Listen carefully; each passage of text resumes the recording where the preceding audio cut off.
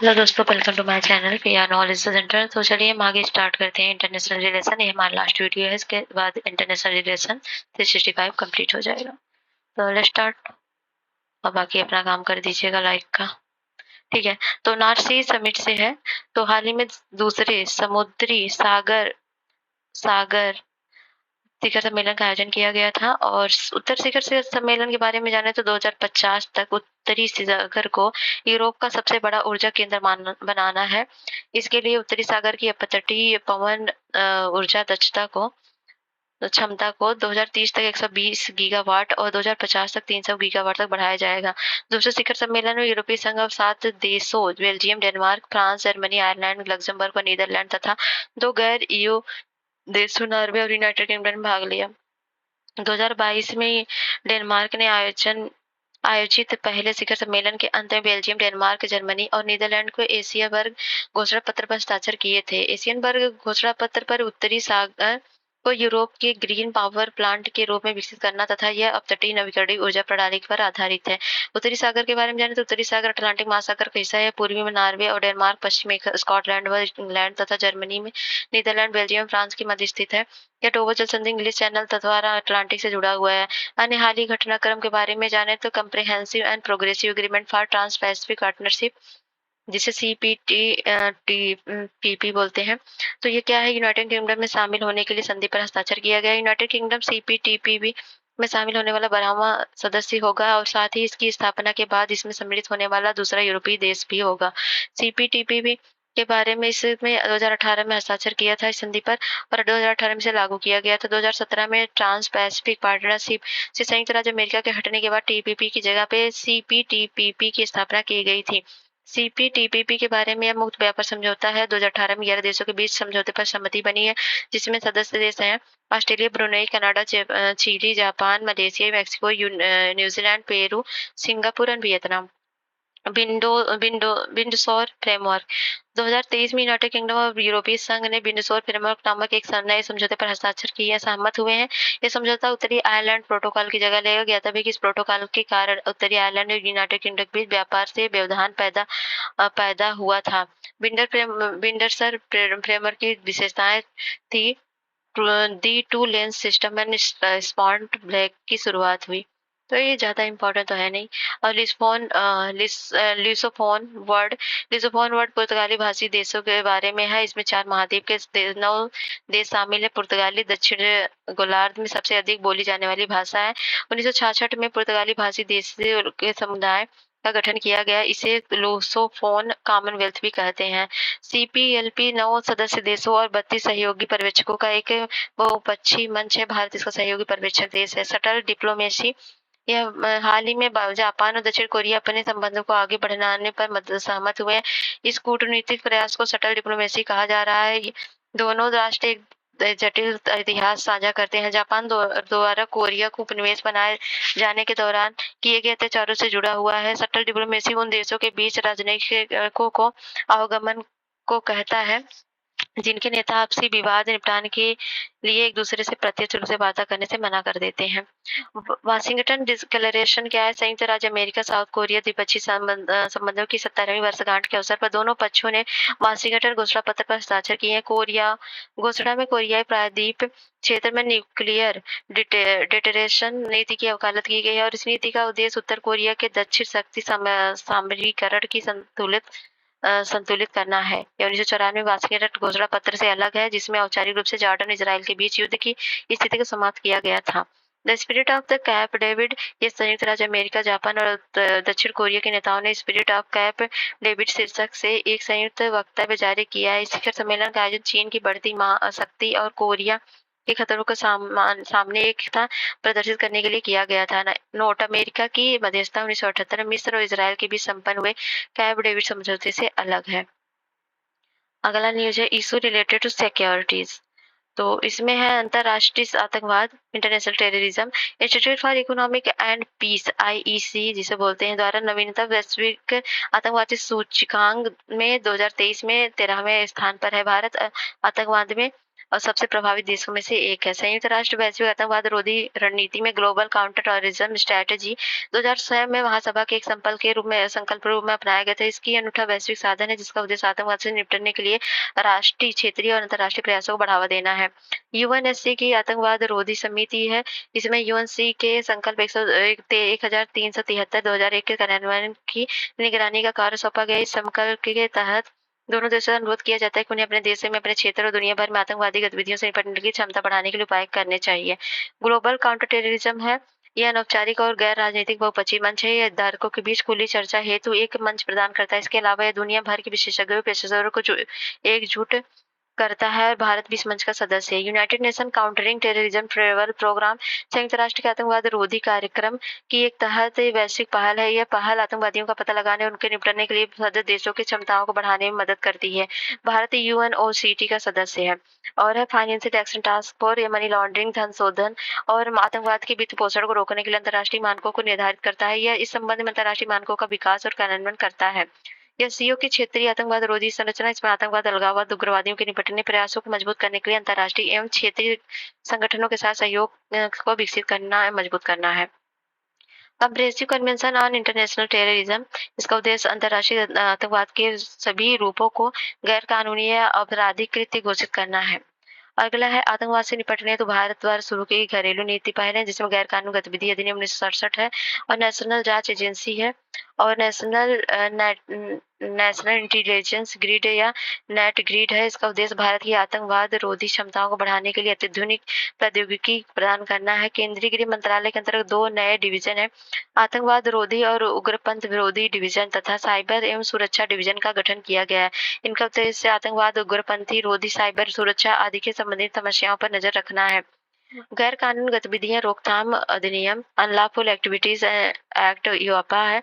गृह मंत्रालय ने गैर कानूनी गतिविधियां अधिनियम यूपा 1967 के तहत जम्मू कश्मीर में डेमोक्रेटिक फ्रीडम पार्टी के तहत 9 मैतेई चरमपंथी समुदायों को गैर कानूनी संगठन घोषित कर प्रतिबंधित कर दिया है। यूपा के बारे में 1967 में व्यक्तियों संगठनों में कुछ गैर कानूनी गतिविधियों की प्रभावी रोकथाम हेतु अधिनियमित किया गया था। साथ ही यह अधिनियम आतंकवादी गतिविधियों उनसे जड़े निपटने के लिए संबंधित है। इस अधिनियम के तहत किए गए अपराध सग्रेय होते हैं और अर्थात बिना वारंट के भी गिरफ्तार किया जा सकता है। दंड, मृत्युदंड, आजीवन कारावास का प्रावधान किया गया है। इसके अतिरिक्त यदि ऐसे कृत्य के परिणाम स्वरूप किसी व्यक्ति की मृत्यु हो जाती है, जुर्माना भी लगाया जाता है। गैर कानूनी संगठन, किसी संगठन में गैर कानूनी घोषित करना, केंद्र सरकार द्वारा विशेष आधारों को स्पष्ट करके किसी भी संगठन को गैर कानूनी घोषित करना भी है। अधिकरण की अधिकार सीमा है और यूपा अधिनियम के तहत मुल्क की जांच राज्य पुलिस और राष्ट्रीय जांच एजेंसी दोनों द्वारा किया जाता है। केंद्र को प्रदत्त अन्य शक्तियां हैं, किसी गैर कानूनी संगठन द्वारा उसके धन के उपयोग पर रोक लगाना, किसी गैर कानूनी संगम के उद्देश्य के लिए उपयोग किए जाने वाले को सूचित करना, परिभाषा में भारत की एकता, अखंडता, सुरक्षा और संप्रभुता को खतरे में डालना अथवा भारत में या किसी देश में आतंकवादी हमलों करने के इरादे से किसी किया गया कोई कृत्य भी शामिल है। आतंकवाद से प्राप्त आय को जब्त करना ऐसा जांच अधिकार द्वारा नामित प्राधिकारी की पूर्व अनुमति से किया जा सकता है। प्राइवेट मिलिट्री कंपनी, तो हाल ही में रूस ने वैगनर ग्रुप नामक एक प्राइवेट मिलिट्री कंपनी ने देश की रक्षा प्रतिष्ठानों के विरुद्ध विद्रोह कर दिया। प्राइवेट मिलिट्री कंपनी के बारे में जानें तो ये पीएमसी निजी स्वामित्व के संचालित एक संगठन की तरह होती है और संगठन अनुबंध के आधार पर सैन्य और सुरक्षा संबंधी सेवाएं प्रदान करते हैं। परिचालन संबंधी प्रमुख पहलू है, सरकार सैन्य बलों से स्वतंत्र रूप से कार्य करती है, साथ ही देशों के आधिकारिक सैन्य संगठनों से भी अलग होती है। अगला है धन शोधन निवारण अधिनियम, prevention money laundering act PMLA, जिसमें वित्त मंत्रालय ने धन शोधन निवारण अधिनियम 2002 में परिवर्तनों को सूचित किया है। नए बदलावों के तहत इनमें क्लाइमेट्स की ओर से वित्तीय लेन देन करके चार्टर्ड अकाउंट अपनी सेक्रेटरी तथा कस्ट एंड वर्क्स अकाउंटेंट्स को पीएमएलए के दायरे में लाया जाता है। जिन वित्तीय लेन देन की निगरानी पर विचार किया जाता है उनमें शामिल है किसी पर अचल संपत्ति खरीद और बिक्री, ग्राहक के धन प्रतिभूतियों या अन्य परिसंपत्तियों का प्रबंधन, बैंक बजट, प्रतिभूति खातों का प्रबंधन आदि।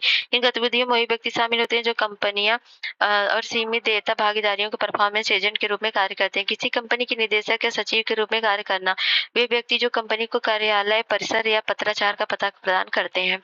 पीएमएलए अधिनियम के बारे में जाने 2002 में अधिनियम किया गया था। इसे धन शोधन से निपटने के लिए भारत की वैश्विक प्रतिबद्धता के परिप्रेक्ष्य में बनाए गए थे। ये कानूनी और गैर कानूनी तरीके से अर्जित काय से बनाई गई परिसंपत्ति को जब्त करने के लिए अधिकारियों को सशक्त बनाता है। प्रवर्तन निदेशालय ईडी धन शोधन कानून को लागू करने वाली एजेंसी है। ईडी भारत सरकार के राजस्व विभाग के अधीन कार्य करती है। वैश्विक परमाणु विनियमन ग्लोबल न्यूक्लियर रेगुलेशन। हाल ही में रूस ने संसद में व्यापक परमाणु परीक्षण पे संधि के अनुसंधान को रद्द करने वाला एक विधेयक पारित किया है।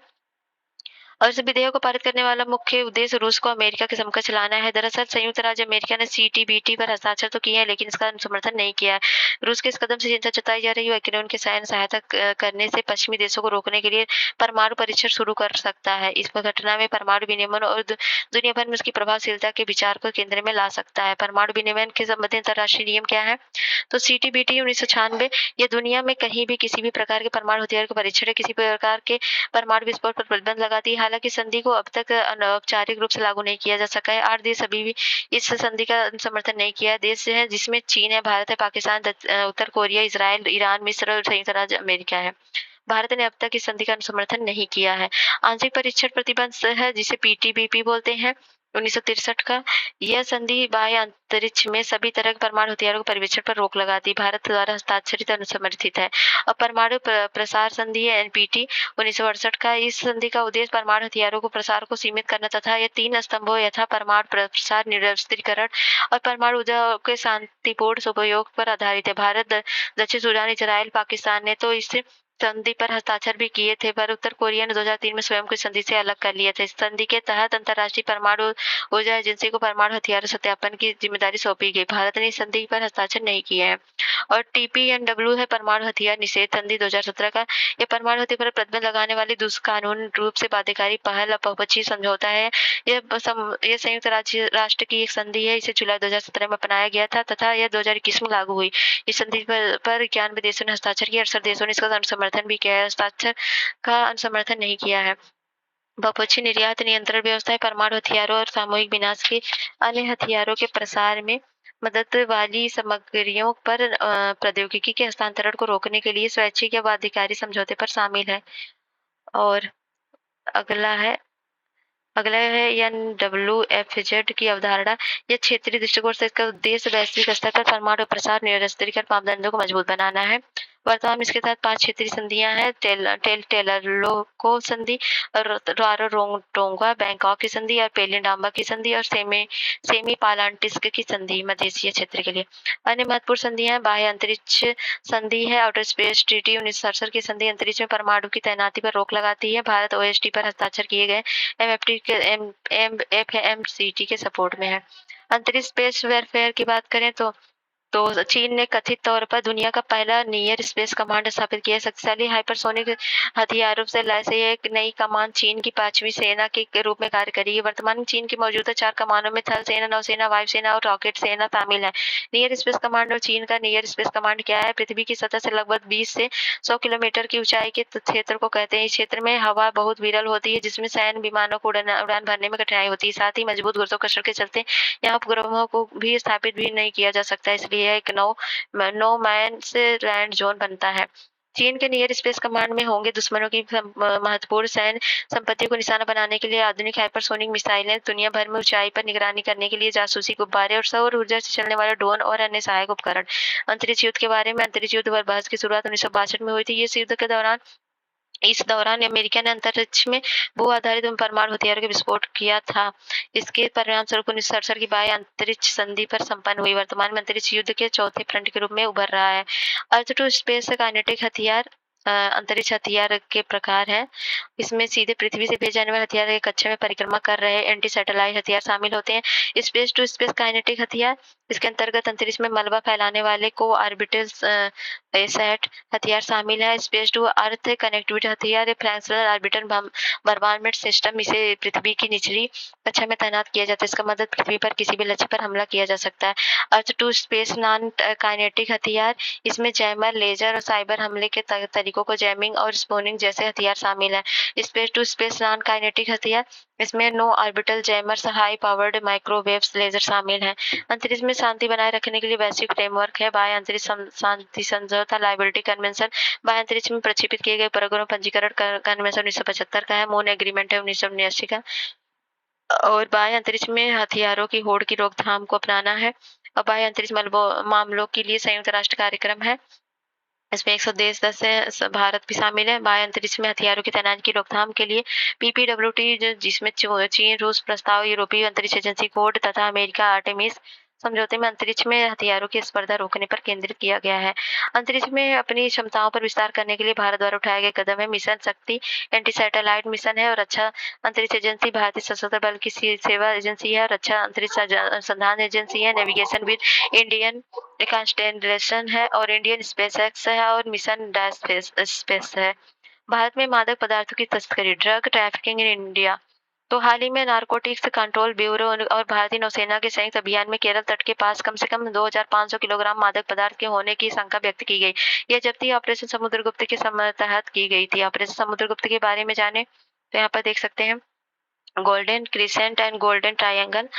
तो ये ऑपरेशन समुद्रगुप्त को एनसीबी के जनवरी 2022 में शुरू किया गया था। इसका उद्देश्य समुद्री मार्ग से लाए जाने वाले प्रतिबंधित मादक पदार्थों में भारत प्रवेश को रोकना है।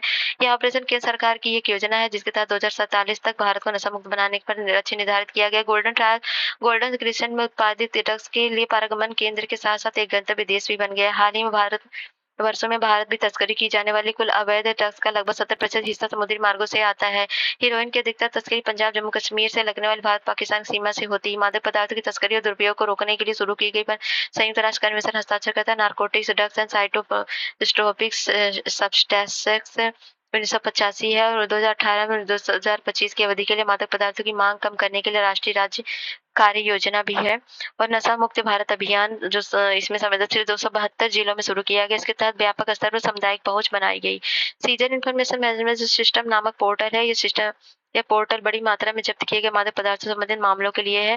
मादक पदार्थों में संबंधित कानूनों प्रभावी प्रवर्तन केंद्रीय एवं राज्य एजेंसियों के बीच बेहतर समन्वय के लिए नार्को समन्वय तंत्र स्थापित किया गया है।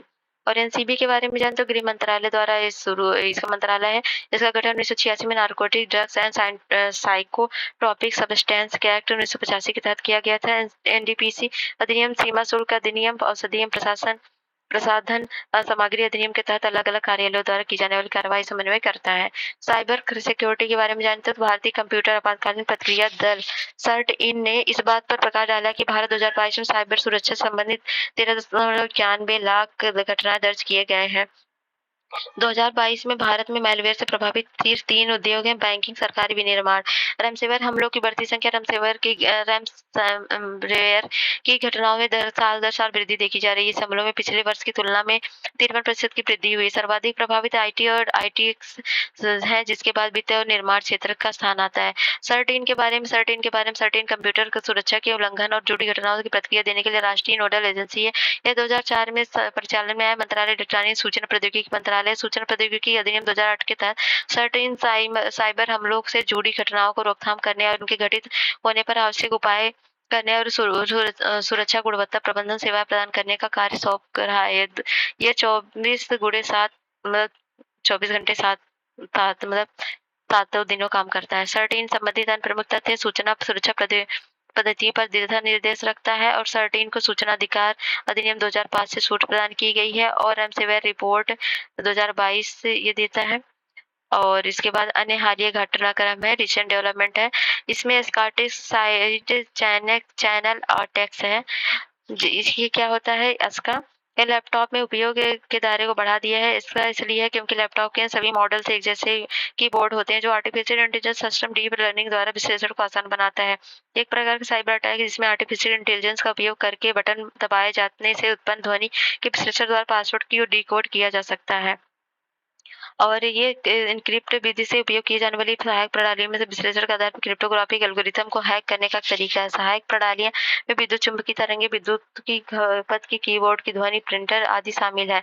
स्फीयर फिशिंग क्या है? आंकड़ों से पता चलता है कि 12 महीनों में 50% भारतीय कंपनियां स्फीयर फिशिंग के शिकार हुई हैं। स्फीयर फिशिंग ईमेल के माध्यम से हमले का अत्यधिक पर्सनलाइज्ड रूप है। स्फीयर फिशिंग ईमेल वस्तु संवेदनशील जानकारी जैसे लॉगिंग डिक्लेरेशन या वित्तीय जानकारी चुराने का प्रयास करता है। इस जानकारी को धोखाधड़ी, आइडेंटिटी की चोरी और अन्य अपराध करने के लिए उपयोग किया जाता है।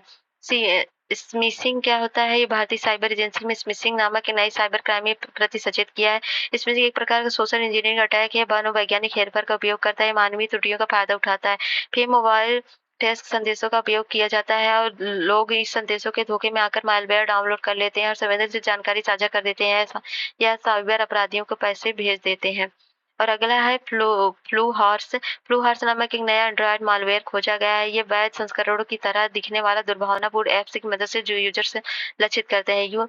यह ईमेल के माध्यम से लक्षित फिशिंग तकनीकों का उपयोग करके यूजर्स को निशाना बनाते हैं और यूजर्स पहचान और टू फैक्टर ऑथेंटिफिकेशन कोड सहित अन्य संवेदनशील सूचना प्राप्त करने के लिए डिजाइन किया गया है। स्पैमोफ्लैज क्या है? यह मेटा हजारों ऐसे फेसबुक अकाउंट हटा दिए गए हैं जो स्पैमोफ्लैज नामक अभियान का हिस्सा थे। स्पैमोफ्लैज एक व्यापक ऑनलाइन चीनी स्पैम ऑपरेशन था। चीन की प्रशंसा करता था और संयुक्त राज्य अमेरिका पश्चिमी विदेशों नीतियों चीनी सरकारों के आलोचकों के विरोध में पोस्ट करता था। पिछले साल रूस का डॉपल गैंगर नाम का ऐसा ही अभियान सुर्खियों में था। यह यूरोप के मुख्य यूजर्स आउटलेट्स की वेबसाइट की नकल करता है, साथ ही यूक्रेन रूस युद्ध के बारे में फर्जी स्टोरीज पोस्ट करता है। इसके साथ ऑनलाइन प्रसार का प्रयास करता है। भारत द्वारा शुरू की गई साइबर पहले हैं जीरो ट्रस्ट ऑथेंटिकेशन। केंद्र सरकार ने अति महत्वपूर्ण मंत्रालयों विभागों में 10,000 यूजर्स के लिए एक सुरक्षित ईमेल प्रणाली स्थापित की है। राज्य सूचना विज्ञान केंद्र ने जीरो ट्रस्ट ऑथेंटिफिकेशन को शामिल करते हुए इस प्रणाली को डिजाइन किया है। अगला है टीपीपी, जिसमें आधारित साइबर क्राइम इन्वेस्टिगेशन फ्रेमवर्क है। ये जो है आईआईटी कानपुर के विज्ञान प्रौद्योगिकी विभाग के समर्थन अंतर विषयक साइबर भौतिकी प्रणाली की राष्ट्रीय मिशन के तहत अपराध को अंजाम देने वाले साइबर अपराधियों की कार्यप्रणाली को समझने के लिए एक पद्धति का उपकरण विकसित किया गया है। चक्र सेकेंड ऑपरेशन है। सीबीआई हाल ही में चक्र सेकेंड ऑपरेशन के तहत कई स्थानों की तलाशी की है। इसके उद्देश्य भारत में संगठित साइबर सक्षम वित्तीय अपराधों को निपटाना और इसके ढांचे को नष्ट करना है। सीबीआई द्वारा चक्र 1 का संचालन इंटरपोल, सीबीआई और कई देशों में पुलिस बलों के साथ समन्वय किया गया है। Command cyber operation and support wings, ये भी जो है ये शत्रुओं को बढ़ती हुई क्षमताओं को साइबर अपराध से संबंधित सुरक्षा चुनौती से निपटने के लिए भारतीय सेनाओं के द्वारा तैयार किया गया सहायता करेगा। और पहला है एंटी स्पाईवेयर घोषणा पत्र है, जो वैश्विक स्तर पर शुरू किए गए साइबर संबंधी पहले हैं। इसमें संयुक्त राज्य अमेरिका ने 10 अन्य देशों पहली बार महत्वपूर्ण एंटी स्पाईवेयर घोषणा पत्र जारी किया है। अगला है थिएटर कमांड। ये क्या है? ये 3 थिएटर कमांडों में गठन किए गए 3 सशस्त्र बलों में आम सहमति बन गई है। भारतीय थल सेना, नौसेना और वायुसेना ने 2024 से 3 थिएटर कमानों की स्थापना करने में सहमति व्यक्त की है। इसमें प्रत्येक कमान का नेतृत्व वरिष्ठ 3 स्टार जनरल। ये 3 कमांडर चीन से लगी उत्तरी सीमा, पाकिस्तान से लगी पश्चिमी सीमा, प्रायद्वीप भारत के लिए समुद्री कमान प्रदान कर प्रबंधन। किसी निर्दिष्ट भौगोलिक क्षेत्र की सुरक्षा के लिए स्थापित तीनों सशस्त्र बलों की एकीकृत कमान को थिएटर कमान कहते हैं। इसके अंतर्गत तीनों बलों में एक निश्चित संख्या में सैन्य कर्मी नियुक्त किए जाते हैं। यह कमांडर के अधीन होती है और सेक्टर समिति और कारगिल समीक्षा समिति ने भी थिएटर कमान के गठन की सिफारिश की थी। भारत में कुल 19 सैन्य कमान है और 17 सेवा आधारित कमान है। 7 थल सेना संबंधित और 7 वायुसेना से संबंधित और 3 नौसेना से संबंधित है। वर्तमान भारत केवल 2 संयुक्त कमान है, अंडमान निकोबार कमान और भौगोलिक कमान और सामरिक सैन्य कमान और कार्यात्मक कमान, और यह देश परमाणु शस्त्रागार का प्रबंधन करती है। और है अंतर सेवा संगठन विधेयक 2023, inter service organisation command and control discipline bill 2023। हाल ही में अंतर सेवा संगठन विधेयक 2023 को संसद के दोनों सदनों में मंजूरी प्रदान की गई है। अंतर सेवा संगठन को परिभाषित किया गया इस सेवा कमान सहित सैनिकों ने एक ऐसे दल के रूप में परिभाषित किया गया है जिसमें वायुसेना अधिनियम 1950, थल सेना अधिनियम 1950 और नौसेना अधिनियम 1957 तक अधिनियमों में किन्हीं 2 के अधीन सेवारत कर्मी शामिल होंगे। ये सब चीजें हैं। और रक्षा अनुसंधान एवं विकास कार्यक्रम, defence research and development organisation DRDO, ये प्रोफेसर विजया धवन की अध्यक्षता में 9 सदस्यों वाली एक समिति का गठन किया गया है, जिसमें डीआरडीओ के कामकाज की समीक्षा करेगी। मुख्यालय नई दिल्ली है डीआरडीओ का, और यह रक्षा मंत्रालय के अनुसंधान विकास शाखा है। इसका विजन अत्याधुनिक स्वदेशी एवं रक्षा प्रौद्योगिकी प्रणालियों के साथ राष्ट्र को सशक्त बनाना है। युद्ध के प्रभाव को अपने पक्ष में करने के लिए रक्षा बलों में नवीन तकनीकी का समाधान प्रदान करना है इसका अहम। सेंट्रल आर्म्ड पुलिस फोर्स, जिसे CAPFC बोलते हैं, ये हाल ही में गृह मंत्रालय ने उल्लेख किया है कि 13 वर्षों में CAPFS ने 1532 जवानों में आत्महत्या की है। और वर्तमान में 7 अलग-अलग केंद्रीय सशस्त्र पुलिस बल गृह मंत्रालय के अधिकार क्षेत्र में अधीन कार्यरत हैं। CAPF में कुल स्वीकृत पदों की संख्या 11 लाख है। CAPF महिलाओं के प्रतिनिधित्व 3.76% है। CAPF में शामिल विभिन्न बल है, जिसे SSB बोलते हैं। 1963 में भूटान और नेपाल में लगी भारतीय सीमाओं की सुरक्षा के लिए बनाया गया था। और एसएसबी सशस्त्र सीमा बल और बीएसएफ है, ये 1965 में किया गया था। ये पाकिस्तान बांग्लादेश के साथ लगने वाली सीमाओं की सुरक्षा करता है और नक्सल रोधी अभियान, संयुक्त राष्ट्र शांति स्थापना अभियान, आपदा प्रबंधन और सीमा क्षेत्र विकास कार्यक्रमों को भी योगदान देता है। भारत तिब्बत तिब्बत सीमा पुलिस है, आईटीबीपी, ये भारत चीन सीमाओं की सुरक्षा के लिए 1962 में गठित किया गया था। एआर है असम राइफल्स, ये ब्रिटिश चाय बागानों की सुरक्षा के लिए 1835 में कछार लेवी के रूप में गठित किया गया था। हालांकि 1917 में इसका नाम बदलकर असम राइफल्स कर दिया गया था। भारत म्यांमार की सीमा की रक्षा करता है। अदर है सीआरपीएफ, यह विधि शासन रोक व्यवस्था और आंतरिक सुरक्षा को बनाए रखने के लिए सामाजिक सद्भाव को बढ़ावा देने के लिए 1939 में गठित किया गया था। केंद्रीय औद्योगिक सुरक्षा सीआईएसएफ, यह कुछ संवेदनशील सार्वजनिक क्षेत्रों के उपक्रमों को एकीकृत सुरक्षा कवर प्रदान करने के लिए 1969 में गठित किया गया है। और सीआईएसएफ महत्वपूर्ण सरकारी भवनों और स्मारकों, हवाई अड्डों और परमाणु प्रतिष्ठानों, अंतरिक्ष, मेट्रो आदि में सुरक्षा का काम करता है। और एनएसजी क्या है? विधिक आतंकवादी गतिविधियों से निपटने के लिए संघीय आकस्मिक बल के निर्माण हेतु 1986 में गठित किया गया था। एनएसजी यूनाइटेड किंगडम में सहायक और जर्मनी सीजीएस जनरल तर्ज पर किया गया। इसका मुख्य कार्य देश के किसी भी हिस्से में आतंकवाद के सभी पहलुओं गतिविधियों का निपटान करना है।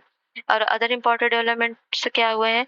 तो information fusion centre for India ocean region, ये क्या है? Information fusion centre for Indian operation region की स्थापना 5 वर्ष पूरे हो चुके हैं। आईएफसीओआर की स्थापना भारत सरकार ने 2018 में की थी। इसे गुरुग्राम स्थित सूचना प्रबंधन और विश्लेषण केंद्र के रूप में स्थापित किए गए। भारतीय नौसेना के द्वारा संचालित होती है। इसका लक्ष्य एक साजिश सुसंगत समुद्री स्थिति के परिदृश्य का निर्माण करके क्षेत्र में समुद्री सुरक्षा को मजबूत करना और समुद्री सुरक्षा सूचना साझाकरण केंद्र के रूप में कार्य करना है। कोलंबस सिक्योरिटी कन्वेंशन क्या है? यह जो है राष्ट्रीय सुरक्षा सलाहकार स्तर की 6ठी बैठक में भाग लेगा। कोलंबस सिक्योरिटी कन्वेंशन मॉरिशस में आयोजित हुआ। यह 2011 में भारत, श्रीलंका, मालदीव के बीच त्रिपक्षीय समुद्री सुरक्षा समूह के रूप में किया गया था। 2021 में मॉरिशस को चौथे सदस्य के रूप में बांग्लादेश, सेशल्स को पर्यवेक्षक के रूप में शामिल किया गया था। इसकी स्थायी सचिवालय कोलंबो में स्थित है। सहयोग के लिए क्षेत्र समुद्री सुरक्षा, आतंकवाद से निपटान और साइबर सुरक्षा शामिल है। मुनीच मुनीच सिक्योरिटी कॉन्फ्रेंस, हाल ही में मुनीच सुरक्षा सम्मेलन ने अपनी 60वीं वर्षगांठ मनाई। मुनीच सुरक्षा सम्मेलन वैश्विक सुरक्षा मुद्दों पर आयोजित होने वाली एक वार्षिक सम्मेलन। इसकी शुरुआत 1963 में हुई थी।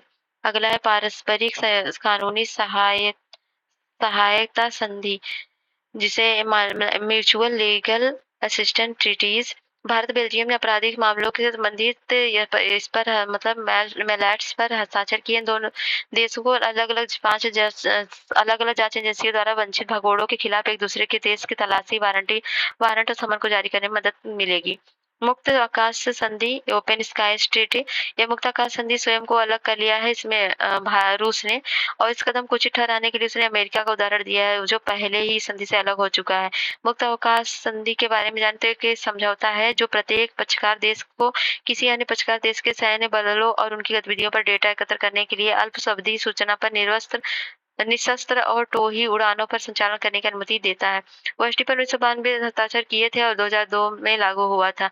वर्तमान में 33 देशों ने इसका समर्थन किया। भारत और चीन इस संधि के पक्षकार नहीं है। ओपन स्काई कंसल्टेटिव कमीशन के कार्यान्वयन के लिए जिम्मेदार है। ओएससीएस में सभी पक्षकार देशों के प्रतिनिधि शामिल होते हैं। यह मुक्त आकाश समझौते से अलग है। मुक्त आकाश समझौते द्विपक्षीय समझौता होता है और यह समझौते दो देशों के बीच अंतर्राष्ट्रीय यात्रियों और कार्गो सेवाओं के संचालन हेतु एयरलाइंस को अधिकार प्रदान करने के लिए परस्पर वार्ता करते हैं। New start strategic arm reduction treaty, रूस ने स्टार्ट में अपनी भागीदारी स्थगित करने की बात की है। यह अमेरिका के साथ रूस का अंतिम शेष सैन्य प्रमुख समझौता था। रूस ने दावा किया कि संयुक्त राज्य अमेरिका ने न्यू स्टार्ट संधि के प्रावधानों का अनुपालन नहीं किया। इसके लिए रूस की राष्ट्रीय सुरक्षा को कमजोर करने के भी प्रयास किया गया है। उत्पत्ति यह 2011 में लागू हुआ। न्यू स्टार्ट अमेरिका और रूस के बीच से संबंध एक समझौता है। ठीक है, अगला है ऑपरेशन प्रॉस्पेरिटी गर्जियान। ये क्या है? संयुक्त राज्य अमेरिका ने ऑपरेशन प्रॉस्पेरिटी गर्जियान लॉन्च किया है। ऑपरेशन प्रॉस्पेरिटी गर्जियान के बारे में बहुराष्ट्रीय सुरक्षा पहल, इसका संचालन मौजूदा कंबाइंड टास्क फोर्स 153 की संरचना के तहत किया गया है।